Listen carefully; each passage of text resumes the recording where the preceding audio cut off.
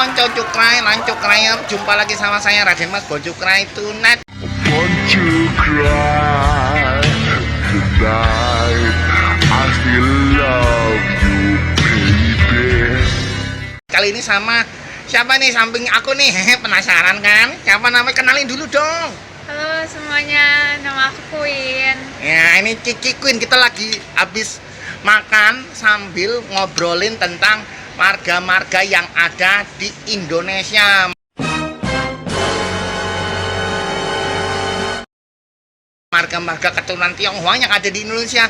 Mungkin konco cukrai, lancukair pernah dengar nama-nama Indonesianya ini, tapi ternyata itu nama sebuah marga. Ya, Queen ya. Iya. Ngomong-ngomong, marganya Queen apa nih? Marga aku Yang. Oh, jadi marganya Yang. Nah, nanti kita lihat marga Yang itu nanti di Indonesia kannya apa. Oh ya, kita ngomong-ngomong sejarah nama marga. Jadi gini, nama Tionghoa itu kan adalah nama yang diekspresikan waktu itu dalam karakter Han atau Hanzi. Jadi kanjinya kalau di Jepang namanya kanji ya. Iya, kanji. Kanji. Nah, itu ada karakter-karakternya sendiri. Jadi karakter itu menggambarkan dari mana dia berasal. Biasanya gitu kalau nama Tionghoa. Nah, nama ini digunakan luas sejarahnya itu oleh warga negara Republik Rakyat Tiongkok waktu zaman dulu.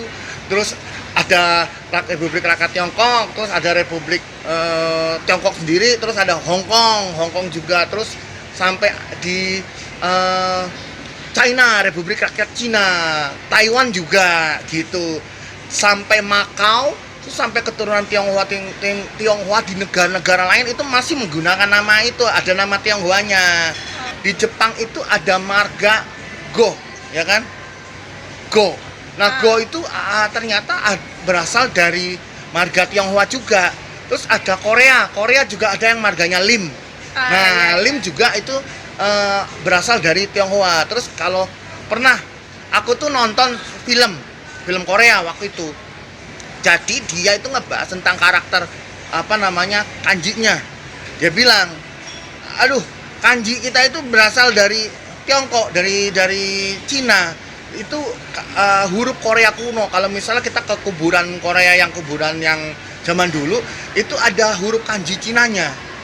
Wah, ternyata kalau ternyata asik ya itu belajar kanji. Tapi kalau mau belajar kanji huruf Mandarin itu mesti dari kecil biar inget.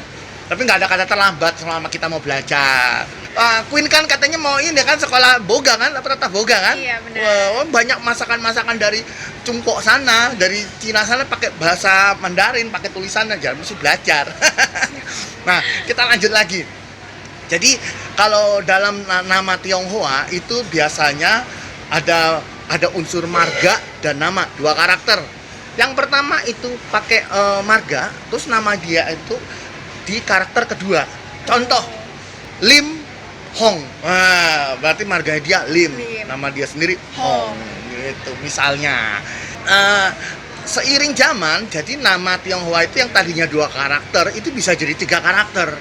Yang pertama, karakter pertama itu nama marga, terus ini nama dia, nama orangnya itu sendiri. Yang karakter ketiga biasanya nama dia itu dari keturunan keberapa atau dari sesuai kelahirannya misalnya. Oh, kayak kalau misalnya dia itu tahun kelahirannya naga. Jadi ada kanji Naga, naganya gitu. karakter naganya, ya. Misalnya marganya Yang misalnya. Yang. Terus nama ininya Ling, gitu kan. Dia lahir tahun naga, berarti Lung.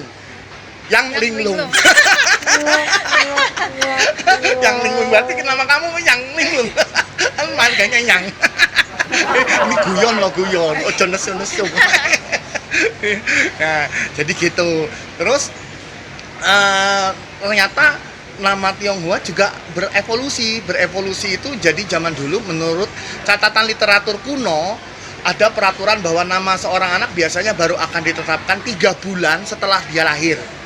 Ada yang 3 bulan, namun dalam prakteknya banyak juga yang nggak mesti nunggu 3 bulan. Jadi baru lahir sebulan kemudian dikasih nama. Nah, kenapa? Jadi variasi ya beda-beda. Variasi beda-beda. Kenapa waktu itu 3 bulan? Mungkin dilihat dulu nih, ini anak karakternya kemana nih, tingkahnya nih. Jadi disesuaikan nama.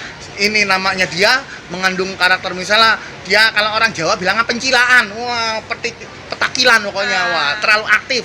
Mungkin cari kata aktif itu kayak hewan apa yang aktif, kelinci. Berarti ntar ada dihubungin sama Ya gitu. Dan juga nama uniknya nama Tionghoa itu juga ada yang misal dia dari perkampungan mana, nelayan misalnya. Jadi ada unsur-unsur yang berhubungan dengan nelayan itu menjadi nama dia. Keren ya. Sama juga dengan di dalam budaya Jawa itu ada penamaan seseorang itu jika seseorang itu mencapai satu istilahnya achievement dia dalam tingkatan hidupnya, mungkin dia berhasil membangun sesuatu.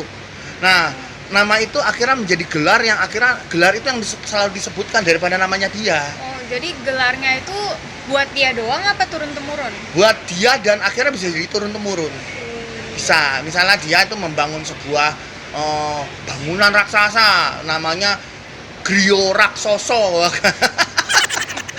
Aku ngarang kayaknya namanya. Enggak, tapi budayanya begitu ada gitu. Terturun tuh nama itu. Nah, namanya Grionya turun-turun. misalnya. Ya, tuh. griyo. Nah, terus tadi kita kembali ke evolusi nama Tionghoa. Nah, pada waktu sebelum zaman dinasti Han kan tadi kan nama hanya terdiri dari 2 karakter. Satu karakter marga, satu karakter nama. Namun setelah eranya dinasti Han, orang-orang yang memiliki sebuah nama lengkap itu sekarang nama lengkapnya terdiri dari 3 karakter. Dari yang kita bahas sebelumnya. Jadi, dulu kan 2 karakter. 2 jadi 3 Jadi sekarang. 3, iya itu setelah zamannya dinasti Han, gitu. Nah, akhirnya yang kita kenal adalah nama-nama yang memiliki 3 karakter yang umum rata-ratanya. Mungkin perlu kita ketahui bahwa etnis Tionghoa itu ada di Indonesia dari abad 15. Wah, baru tahu. Baru tahu. Itu sebelum Indonesia berdiri. Bahkan etnis Tionghoa juga sama-sama melawan penjajah, melawan Belanda waktu itu. Ada yang disebut Perang Kuning waktu itu. Gitu. Jadi ternyata etnis Tionghoa juga ada hubungannya untuk memperjuangkan kemerdekaan Indonesia gitu. Jadi tidak ada lagi, jangan pakai politik identitas, sebenarnya kita itu semua satu, ya kan? Nah, kembali lagi ke nama-nama Tionghoa tadi yang 3 karakter. Akhirnya karena menyebar, apalagi kita tahu etnis Tionghoa sudah ada sejak abad ke-15. Tentunya pada saat kesini masih pakai nama Tionghoa, mereka, nama iya, Tionghoa. Cuma kan karena pelafalannya agak susah, mungkin Bagi mulut Indonesia mungkin ya susah. Akhirnya ada beberapa kata yang akhirnya kelihatannya mirip, akhirnya dijadiin ini ditarik jadi bahasa kayak bahasa umumnya. Tapi itu ada evolusi lagi. Nah, waktu dulu zaman Orde Baru, tahu enggak?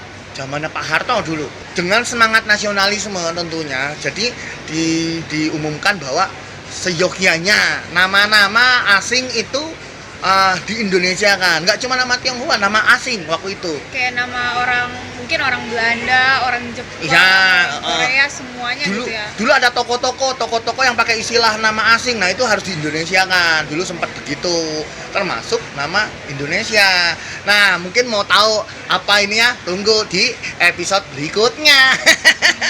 Masih sama kita Raden Mas Boncu Kretunet dan Queen Pia. Pokoknya jangan lupa like dan subscribe. terus bagikan, share jika bermanfaat. Kalau mau tahu di episode berikutnya, tekan loncengnya supaya dapat hadiah.